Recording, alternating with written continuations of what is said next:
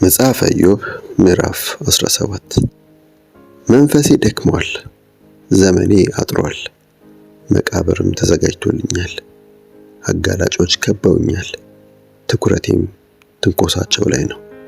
እግዚአብሔር ሆይ አንተ ተያዡ ነኝ፣ ካንተ ሌላ ዋስ የሚሆነኝ ማን አለ? እንዳያስተውሉ ልባቸውን ይዘሃል፣ ስለዚህ ድል አትሰጣቸውም። ለጥቅም ሲል ወዳጁን የሚያወግዝ የልጆቹ ዓይን ይታወራል። እግዚአብሔር ለሰው ሁሉ መተረቻ ፊቱ ላይ የሚተፋበት ሰውም አደረገኝ። ዓይኔ ከሐዘን የተነሳ ፈዘዘ፣ መላ አካሌም እንደ ጥላ ሆነ። ቅኖች በዚህ ነገር ይደነግጣሉ፣ ንጹሐንም በአመፀኞች ላይ ይነሳሉ። ጻድቃን ግን በያዙት መንገድ ይጸናሉ፣ ንጹሕ እጅ ያላቸውም እየበረቱ ይሄዳሉ። ነገር ግን እናንተ ሁላችሁ እስቲ ተመልሳችሁ እንደገና ሞክሩ። ከመካከላችሁ አንድም ጠቢብ አላገኝም። ዕድሜ አለቀ፣ ዕቅዴም ከሸፈ፣ የልቤም ሐሳብ ከንቱ ሆነ። እነዚህ ሰዎች ሌሊቱን ወደ ቀን ይለውጣሉ፣ ጨልሞም እያዩ ብርሃን ቀርቧል ይላሉ። ተስፋ የማደርገው ቤት መቃብር ብቻ ከሆነ መኝታዬንም በጨለማ ካነጠፉ።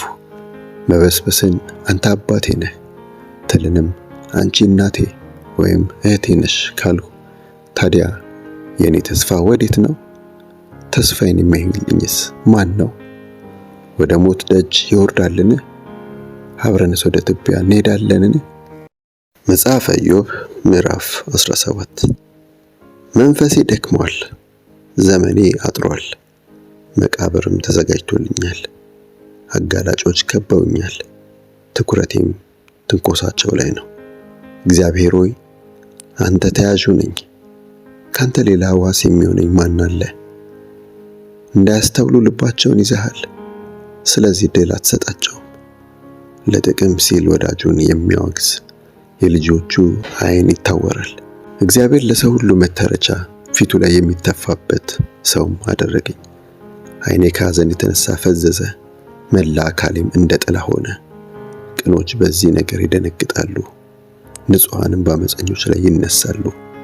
ጻድቃን ግን በያዙት መንገድ ይጸናሉ፣ ንጹሕ እጅ ያላቸውም እየበረቱ ይሄዳሉ።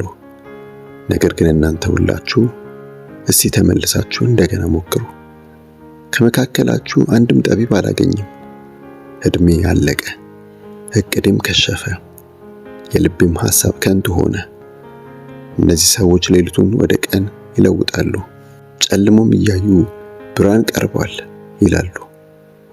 ተስፋ የማደርገው ቤት መቃብር ብቻ ከሆነ መኝታዬንም በጨለማ ካነጠፉ።